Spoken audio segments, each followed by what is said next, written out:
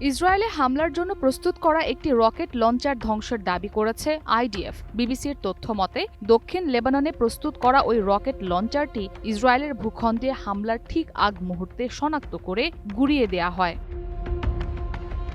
টেলিগ্রামে দেওয়া এক বিবৃতিতে আইডিএফ জানায়, দক্ষিণ লেবাননের জুয়াইয়া এলাকায় রকেট লঞ্চারটির অবস্থান শনাক্ত করা হয়। এটি সম্পূর্ণরূপে প্রস্তুত অবস্থায় ছিল, তবে ইসরায়েলে হামলা চালানোর আগেই তা ধ্বংস করে দেয়া হয়। বিবৃতিতে হামলার ভিডিও ফুটেজও প্রকাশ করে ইসরায়েলি সেনাবাহিনী। এদিকে লেবাননের দক্ষিণাঞ্চলীয় শহর কানায় ইসরায়েলের হামলায় ৫ জন নিহত হয়েছেন। আরও বেশ কয়েকজন আহত হয়েছে বলে এক প্রতিবেদনে জানায় দেশটির রাষ্ট্রীয় বার্তা সংস্থা এনএনএ। গণমাধ্যমটি জানায়, সিভিল ডিফেন্সের দলগুলো আহত ব্যক্তিদের উদ্ধার করে পার্শ্ববর্তী টায়ার শহরের হাসপাতালে পাঠানোর কাজ করছে। কানা ছাড়াও টায়ার শহরেরও বিভিন্ন স্থানে হামলা চালানো হয়েছে। এতে মারাকা নামক স্থানে অন্তত ৩ জন আহত হন।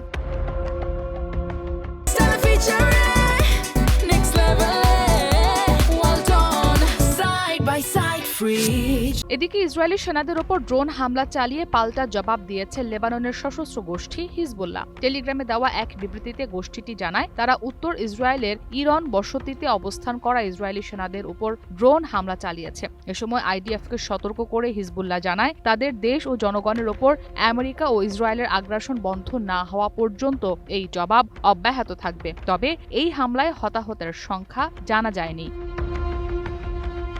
এদিকে লেবাননে ইসরায়েলি হামলা শুরুর পর থেকে এখন পর্যন্ত নিহতের সংখ্যা ২,০০০ ছাড়িয়েছে। শনিবার দেশটির পক্ষ থেকে এই তথ্য জানানো হয়। লেবাননের স্বাস্থ্য মন্ত্রণালয়ের দেওয়া তথ্য অনুযায়ী নিহতদের মধ্যে ২৪৮ জন নারী, ১৬৫ জন শিশু এবং ৮৫ জন চিকিৎসা ও জরুরি সেবা কর্মী রয়েছেন। ১ মাসের বেশি সময় ধরে চলা এই আগ্রাসনে আহত হয়েছেন প্রায় ৬,৫০০। ইসরাত মুক্তি, ওয়ান ইন্টারন্যাশনাল ডেস্ক।